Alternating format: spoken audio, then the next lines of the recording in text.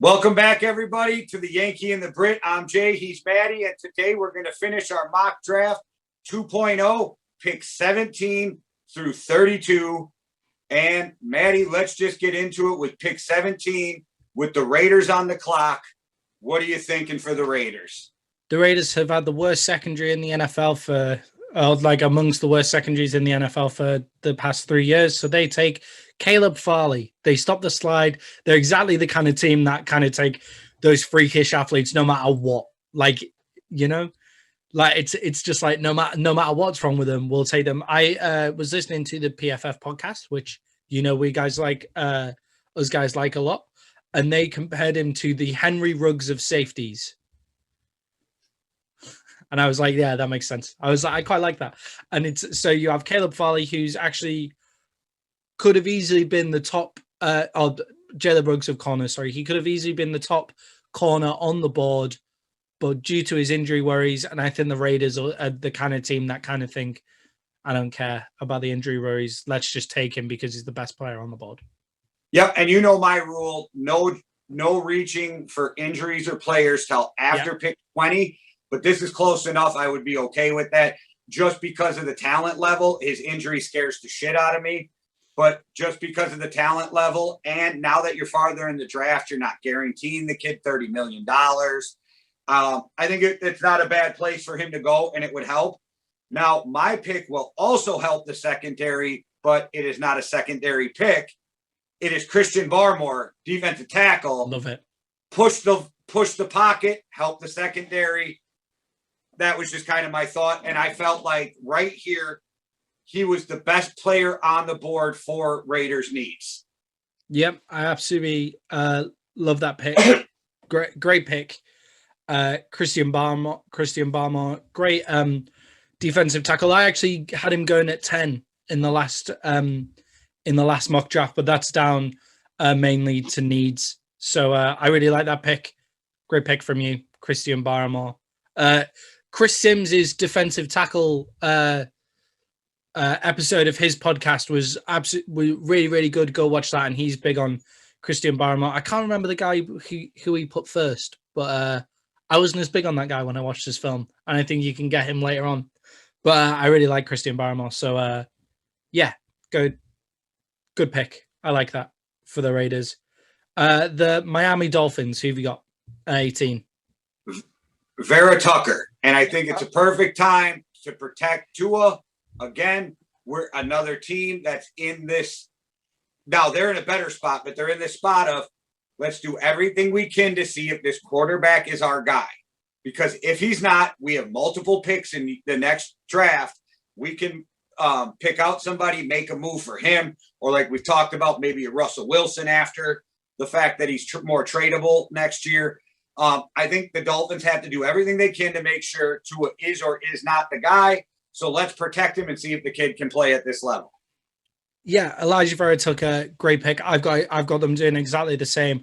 I think 18 is actually a great spot for him. Me and you are both very hot on Elijah Vera Tucker. We both love the guy. It's just position. We have other guys going in front of him who are more genuine tackles. So he's the best guard in the draft. And he's probably top 5 tackle too. And maybe he plays tackle, but I have him slotted as a guard, so I like this position better.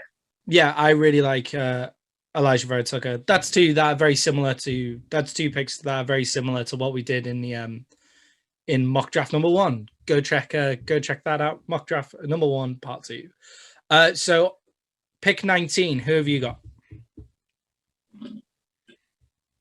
You're going to tell me who you took for the Dolphins?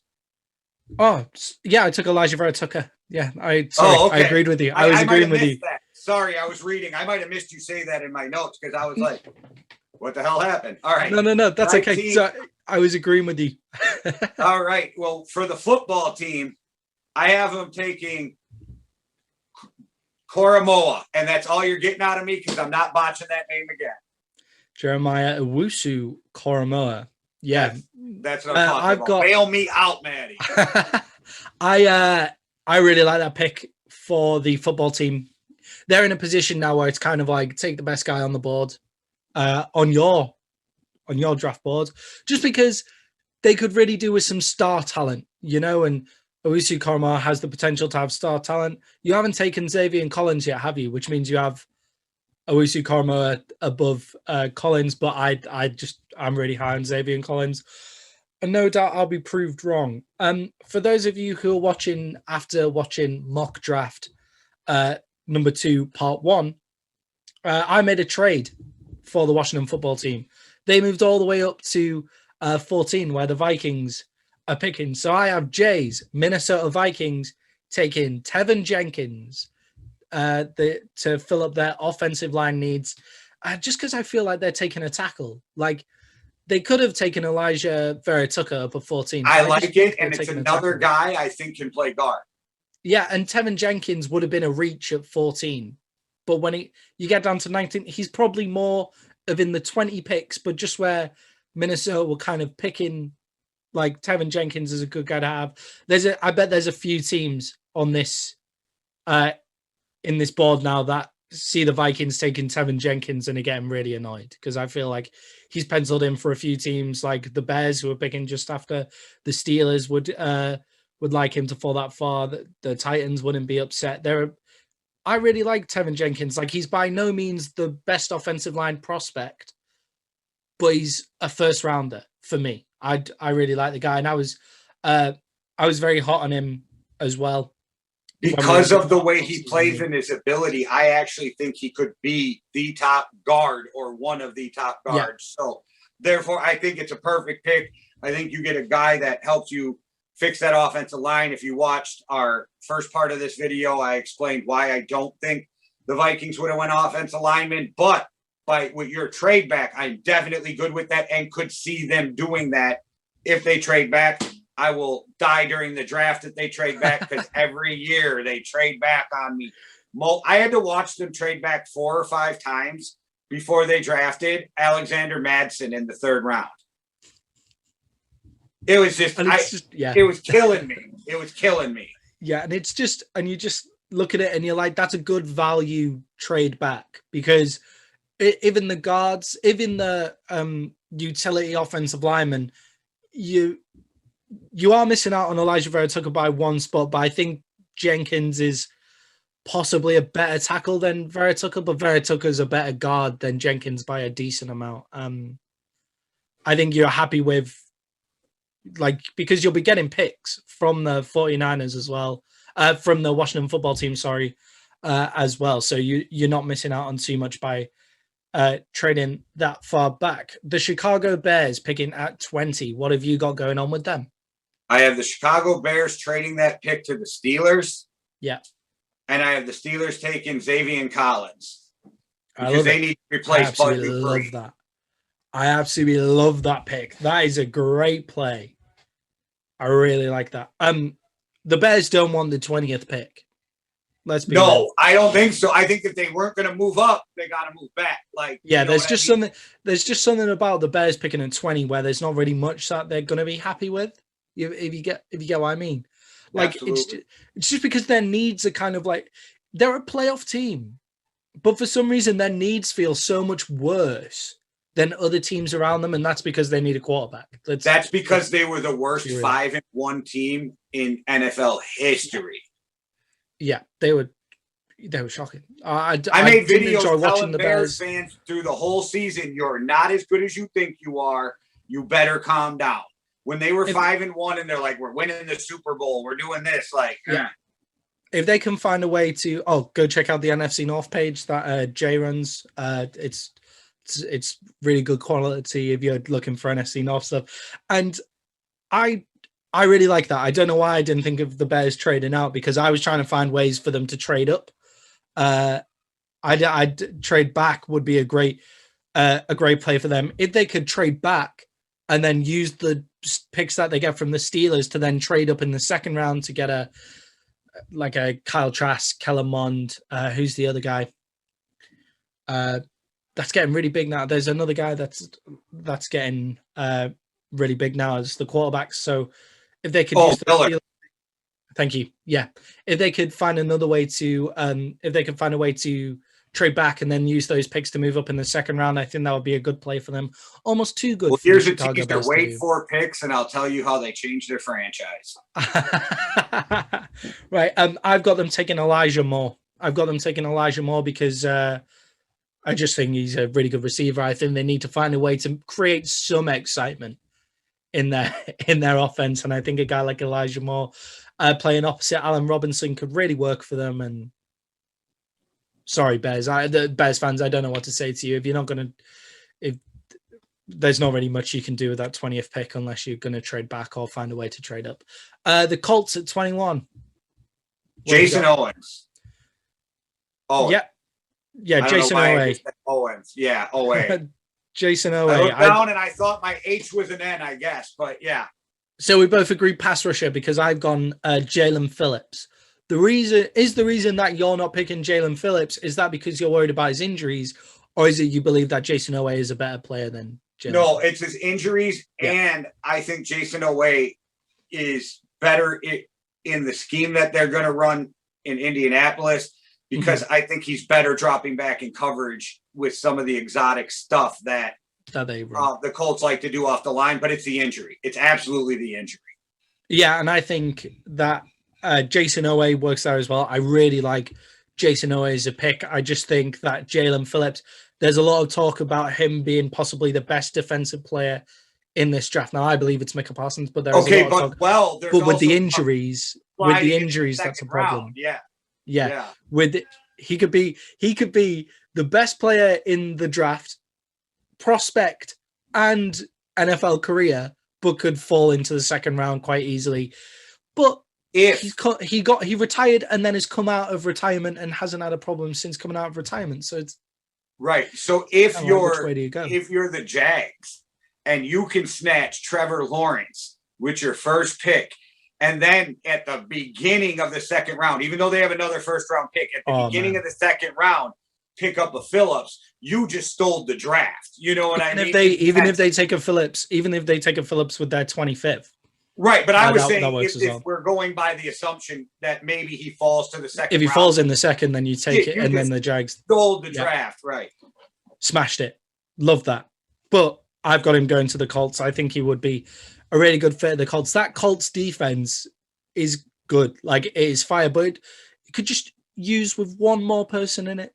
You can always just throw another person into the Colts front, and I think they'll pick also teams like to do a rotation now. They want to keep those guys fresh. So the more guys you got that can get that quarterback, the better off you are.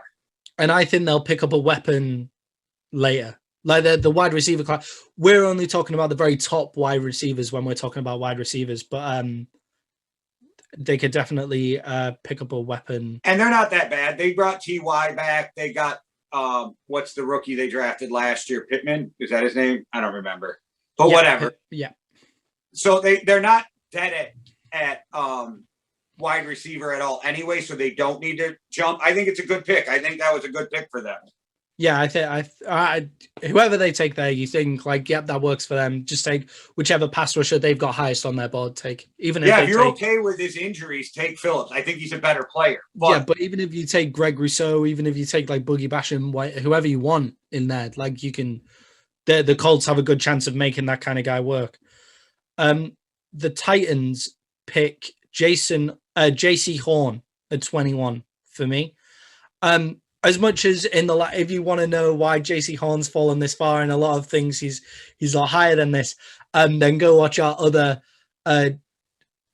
opinions about JC Horn. I've decided I'm scarred by Byron Jones of just having a massive guy at corner, and JC Horn would be a good fit for the Titans though. Like they would be like rebuilding that kind of cornerback room, and JC Horn's a big dude, and the Titans are a big team, and he kind of fits their MO.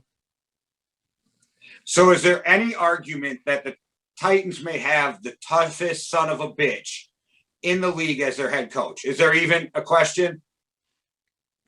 Motor City Dan Campbell, but I don't think so. Okay, but you get what that would be the only other one, yeah. Tough guy, not afraid to take chances, believes in what he believes in, right? Yeah, I agree. Caleb Farley's injury don't mean shit to him. Titans. Yeah, definitely. Caleb Farley. Same logic as the Raiders. Same Yep. logic as the Raiders, where it's like, right, well, we're the bad boys of the league. Like we're the toughest people. We'll just take who's the best guy. Like who's the best guy? Let's just take him. Same logic. So we both believe like if they set up their secondary, then they're set. What the Titans really don't want is to ever be passed on, because we know they're going to control the running game. So as long as they can stop teams passing on them, I also had them potentially getting another pass rusher or just another defensive lineman. Christian Barrymore's still there for me. So like he could possibly go there if he, that would work really well. But yeah, JC Horn is left there. So I take JC Horn. I understand why you take Caleb Farley. Whoever's left there out of the two, I believe the Titans will pick. And I like JC Horn better than you do, so I have him going to the Cardinals. Higher. But yeah, if he fell, if he fell, my guess is that means somebody else took Caleb Farley earlier. So then I'm okay with that too. I'm okay with those two being interchangeable. Now, Caleb Farley, I think, is the better corner, but I like JC Horn enough where Caleb Farley's injury scares me, where earlier I would have taken him. Right here, I think, is a sweet spot to take a guy with some medical questions. So let's go get this guy who is a top 10 talent and get him on our team at 22. For me, it's a steal at 22. So that's why I figured Caleb Farley. Yeah. Whereas I love Caleb Farley and have questions about JC Horn. So it kind of switches over for me. The Jets take Greg Newsome II for me at 23. Okay. I like him as a corner. I think he's a good corner. I think he would help their team. And right now the Jets could use about anything. But the way my board fell, I got them taking Gregory Rousseau. Yep, that works. And let's go kill the quarterback. I have a lot of questions about Gregory Rousseau after he's the raw pro day. talent. Yeah, but mainly, and I just don't think the Jets. I would worry about the Jets taking raw talent.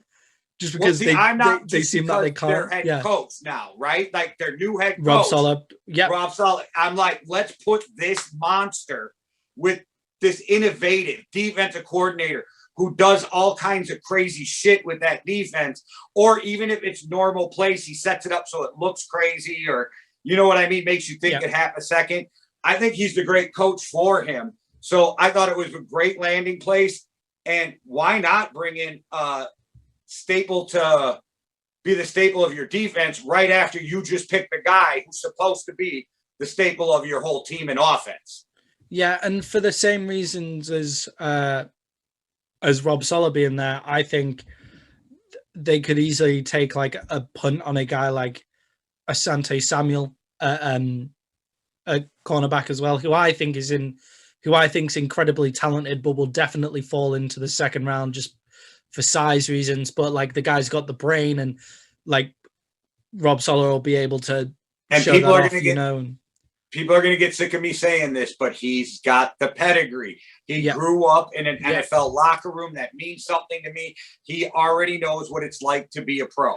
Yeah, and I do think that the Jets would be pissed that the Titans took JC Horn just before, because JC Horn would fit really well with that kind of like Robert Saleh feeling, the same reasons that you've taken Gregory Rousseau. So the Steelers at 24, what have you got happening?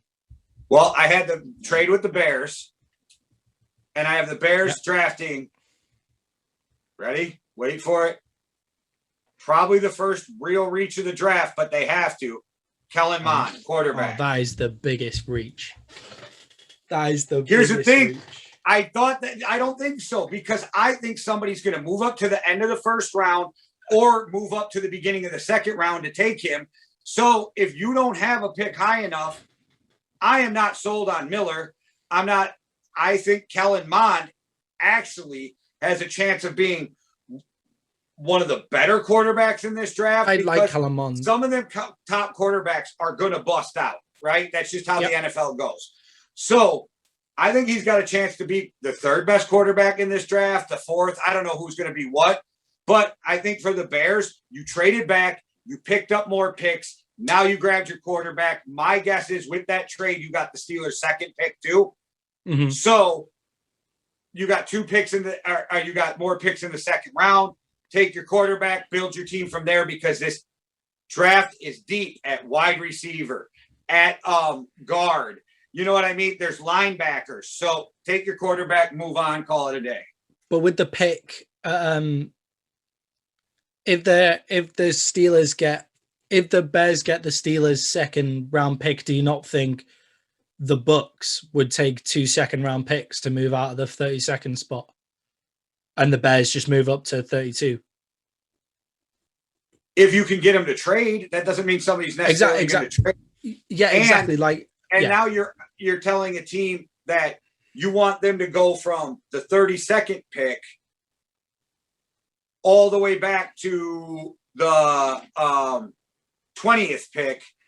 You're asking them to drop 21 picks for an extra second. I don't know if I do that, because that's a huge gap in talent.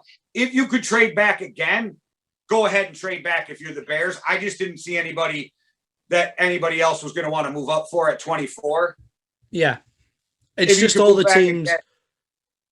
teams behind them won't take a quarterback. Well, not necessarily. Yeah. All the teams behind them might be willing to let somebody at 8 in the second round move back up for. Yeah.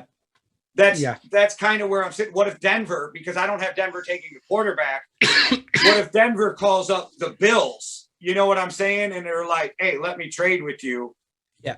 So I feel like if you want your guy and you're eyeballing a quarterback, to me, he is the best quarterback that out of all the guys in the second tier, okay, that were out of the – so – move up and take him. And is it a reach? Probably. But if you think he's the guy, if you're on the Chris Sims boat and you think he is a guy that's going to be a good player for you, then take him there and just deal with the backlash.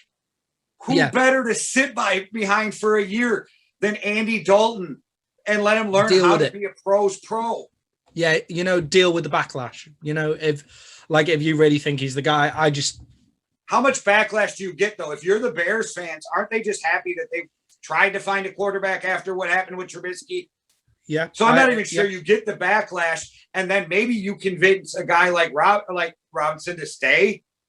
Mm-hmm. You know what I mean? Maybe. Yeah. If he comes in and blasts the training sequence. They've been so awful at quarterback for so long. That it's like he changes if he's good, like if he's the guy. Yeah, I'm sold change his life. Being better than Andy Dalton, but I don't know if he'll be great.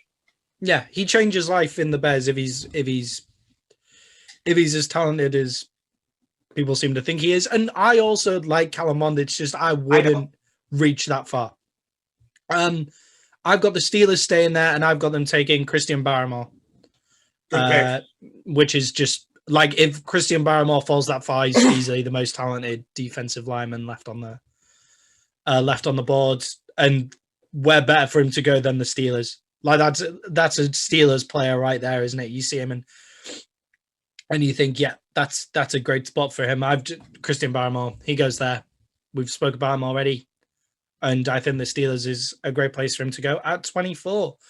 The Jacksonville Jaguars at 25. What have you got? Tevin Jenkins, offensive line. Let's protect our investment in the first pick overall. Yep, like it a lot. Protecting your investment. I don't think that they stick with the offensive side of the ball. I've got Trayvon Moehrig, who I think is going to be a great player. People are being like, don't pick a safety in the first round. Like, if he's a really good safety, pick the safety in the first round. If the Cowboys were sat here with the corners that have gone off the board, I'd say the same about Trayvon Moehrig. Like, I would say Cowboys take him as well, The Jags have so many holes that it's just it is almost take the best player off the board. And if Tevin Jenkins would still be on my board, I would find it difficult to say no to him as well. Samuel Cosme, he could definitely fit in there as well. I'm a big build deep to the offensive line guy. Build to the trenches, find your quarterback. That's my theory, but yeah. And I think the fact that they're picking first in the second round helps them not pick offensive linemen there as well. Because again, I don't have any more. I have one more. Would you be upset with them if they took Jalen Phillips right here? No. Me either, but like I said, just his injury scares me. But I wouldn't be upset with them all. We talked about them with their first pick in the second round. They could do that. On my board, you definitely could take a Jalen Phillips right here too. But yeah, I would take, if I had Jalen Phillips there, I would take him because I've got the Bills, Chiefs, and Bucks taking defensive ends. So I would take him just to get him, because I don't have any of those guys taking Trayvon Moehrig. That's, so like you could easily take him there. I'm not entirely sure whether it's the best pick. I just really, really like Trayvon Moehrig, and I think he's worth a pick there. 26, the Browns. All right. They make me work on this draft, man. These players and their names. Okay, here we go. Azuli, I can't. I get it out. Azeez Ojulari. There you go. There you go. Yeah. Maddie is my pronunciation specialist, and he nailed it for us because they want to make me work this year. Huh? Yeah, Browns take best front seven player you have left on the board, yeah? Yeah, and even with now that Jadeveon Clowney's there, he's only there for a year. Mm-hmm. You need defensive ends everywhere.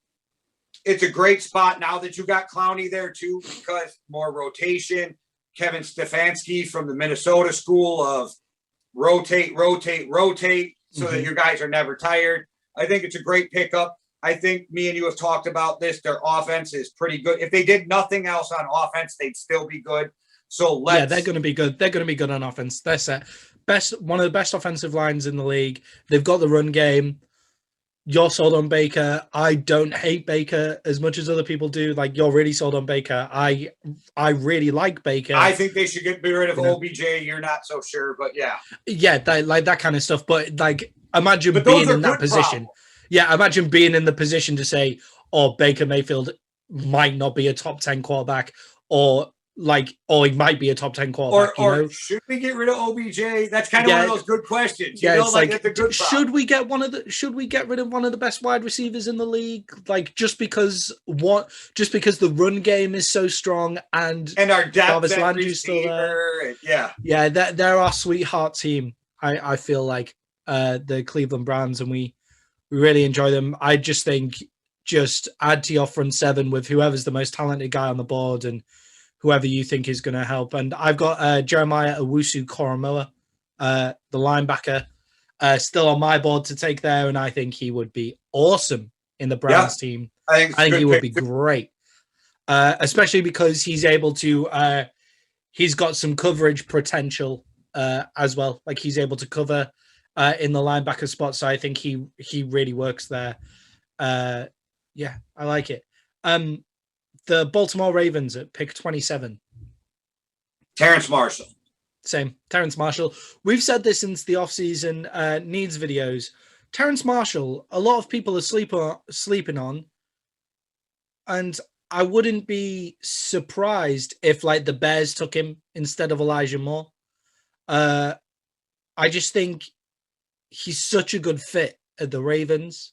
Like, for what they want, like that. And we've said it before, they're not going to have a 1,000-yard receiver. That's not their offense. It's not a shot at Lamar, but give him all the weapons. He's going to spread it around. He's going to run around. He's going to move. This kid is going to help Hollywood Brown get open, which I am more of a believer of Hollywood Brown that seems than even Ravens fans. It's weird. I don't know why people don't think Hollywood Brown can play. He can play. Yeah, Hollywood Brown's a good wide receiver. And he's going to help other teams. Brown. He would be 1,000. And Terrence Marshall Jr. is a big receiver type of guy. If you're not the most confident in Lamar's throwing accuracy, it might be nice to just have an absolute red zone target there, besides tight ends. Red zone target. It fits too well. And I believe Elijah Moore goes before him just because of the fit at the Bears, not because I believe that Elijah Moore is better than him. I just think the Bears have their guy like that. It would be interesting to have a tricks of the trade kind of guy rather than a Terrence Marshall Jr. But speaking of Elijah Moore, that's who I got going at 28 to the Saints. For the same reason you just said have him going to the Bears. Yeah, I mean, who better than Sean Payton to Works figure so well out at the Saints. how to scheme for this kid, right? And me and you have talked about it before. We're not sure there's a love affair with the Saints and their wide receiver room. You know, Thomas might not be a happy guy right now. We're not sure. Either you replace him or you make him happy and want to stay by bringing in a guy who opens him up even more. Now, with this guy in there, with all the receivers you have, it's just helping your running game too. And we're not sure if I don't remember what you feel about Jameis, but I believe that if anybody can get the best out of Jameis, it's Sean Payton. Yeah, so we're going to know Jameis. We're going to know if Jameis can play or not this year. So I've taken Rashad Bateman there, basically because you've taken a step down from Drew Brees to whoever, Tamus, like the combination of Jameis Winston and Tyson Hill, whoever's going to be there. That's a step down in accuracy. Just like, so you need to go get the guy who's most likely to be a number one receiver. Now, quite a lot of mock drafts have Rashad Bateman falling into the second round, but from what I've seen from him, he has the highest upside to become a number one receiver. You know, like he might not have the highest upside of all the receivers, but to become a number one, like a traditional number one receiver, he has a really high upside to do that. Same reason as Terrence Marshall Jr. and the same reason why you have Chase and I have Chase going above Devontae Smith. Like there's just the floor is there of them being able to be a number one receiver. Whereas like some of the other guys, like you think, oh, maybe you're a bit small to be my number one. Whereas Rashad Bateman's like big guy, potential to be a number one receiver. And I've been hot on him for a while and I didn't put him in my first draft because I let other people talk me out of it, but I just like him a lot. And I think the Saints is a good fit for him as well because he can do the gadget stuff too. So, yeah. Packers at 29. What the hell is going on in Green Bay? But anyway, Greg Newsome, cornerback. I would love to see them get Rodgers a weapon, but I think anything at this point would be a stretch. So they definitely need some secondary help. So let's give them a corner that can play, help them see if they can get past that NFC Championship game they nailed 2 years in a row. And again, like we said, a lot of receiver depth so you can help Rodgers out in the second or third round. Let's help out that defense by getting them a corner. I've got a way they can make Rodgers happy. I found it. I found it. And it'd be good value. Now, we spoke about on the last mock draft, they might not necessarily give a shit about making Rodgers happy. But I'm going to pretend like they're not idiots and they do want to keep Rodgers around. And they take Landon Dickerson, the center, because they've lost their center over the offseason. And they take Landon Dickerson at 29. I love him, and I think it's a good pick. I think the Packers are sold on their young offensive lineman, but I think it's a great pick. I think he's a day one plug-and-play starter. I think he's the best center in the draft. Yeah. And not that you would want to. He could easily play guard, too, if you needed him to. So I think it's a good pick. I just think I'm not saying that they're not sold, but I think they would be saying, look, the wide receivers left aren't of value. Whereas Landon Dickerson is totally of value. It's just for some reason people are saying, oh, why are you picking it? Like people aren't picking a center in the first round. Well, the Cowboys are testament to picking a center in the first round. Like, you know, the Vikings did it. Garrett Bradbury's a first round pick. You know, like if you have a good center, you have an incredible offensive line. And Landon Dickerson is a great center. Like he's pushing people out of the way. He seems to have a good mind for the game, good leader. And I think Rodgers would love to have him. And I do agree they're sold on their young offensive lineman, but they've just got rid of their senior center. So would you think maybe, let's get Dickerson in, and if it have a guy who is clearly the best center in the draft, one of the best offensive linemen in the draft. The injury is the only issue with him, but you know, ACLs don't seem as bad at the minute. The Bills at 30. Tyson Campbell, wide receiver. Yeah. Okay. Yeah, I just get another. I almost gave them Najee Harris. I did because I think they need a running back. But I was also thinking, you got to keep up with Patrick Mahomes. Yeah, You you'll got to also be able score to with get. Patrick Mahomes. Yeah, you'll also be able to get one of the top 5 or 6 wide receivers at the bottom of the second round. Like, like running backs, not wide I receivers. know You'll what be you able to meant. get one. Yeah. Yeah, you'll be able to get one at the end of the second round. You won't get a Najee Harris or a Travis Etienne though at the end of the second round, but that depends on whether you feel like it's the offensive line or the running back that makes the difference. I've got Azeez Ojulari as mine for the same reasons that you've picked a wide receiver. I've got Patrick Mahomes in the back of my head, and I'm thinking, let's just hit him. Get him. Let's just hit him. Let's get as many guys as our team. Let's get as many guys in our team that can just go wipe out Patrick Mahomes. Chiefs. Who have you got? Well, I don't have to say much about him because you just did. I got Landon Dickerson, center. That would be a great pick. That would be my other pick for him, Landon Dickerson.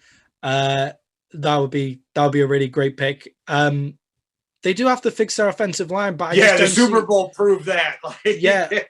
I just don't see a lot of offensive line value here. Landon Dickerson playing opposite next to Joe Thuney as well, a veteran pro, Joe Thuney, just coming out of the Patriots side. Do wonders for his development. I'm struggling to see. There's none on my board. Basically, Samuel Cosme is the best I could do, but I just don't think he's particularly the best value compared to Jason Owe, who's still there.